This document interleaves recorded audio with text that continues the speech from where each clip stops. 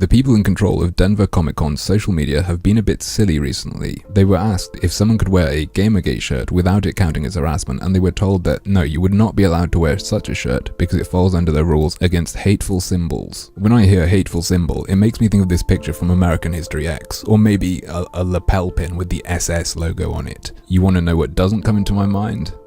This. This is Professor Nick Floor wearing a Gamergate shirt. Scary, right? Look at those bloodthirsty eyes. He's apparently turned to piracy as well, so make sure your booty is secure. Presumably after realizing how utterly fucking ridiculous they are, they deleted this tweet. Later, they decided to take to their Facebook account to respond to a 1-star review, in which they talked about the so-called Gamergate, which I guess they must have learned about on the so-called Google. But whatever, I guess they're talking about it as a situation in a very vague way, so who cares? But they go a bit funny afterwards, like confiding in you that the milkmen are following them, kind of funny. Someone tried to respond to them and say, well, I'm just someone who cares about ethical journalism. To which they replied, it's a shame that so many of your colleagues have made this issue an ugly and publicly hateful thing from every angle. Colleague?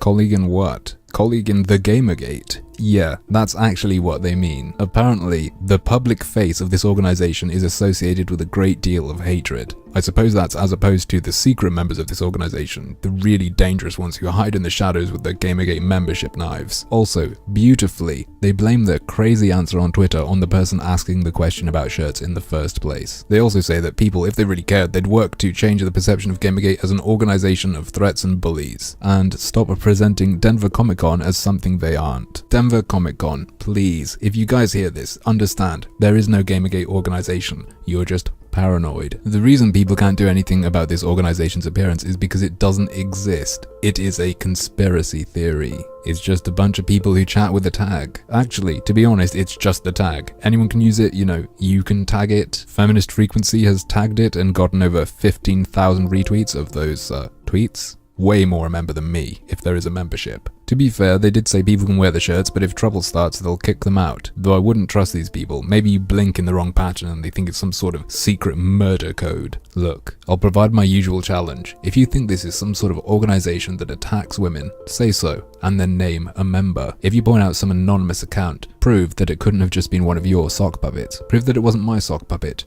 Am I a member of this organization that attacks women? Tell me, let me know, I'd love to hear. You keep saying you didn't want to get involved with any of this. Well, I'd suggest firing whoever runs your social media. If I'm being heard by whoever runs their social media, quit. You are incompetent, and you're going to end up being a joke for more than just the Gamergate. But of course, that's just one of my harmful opinions.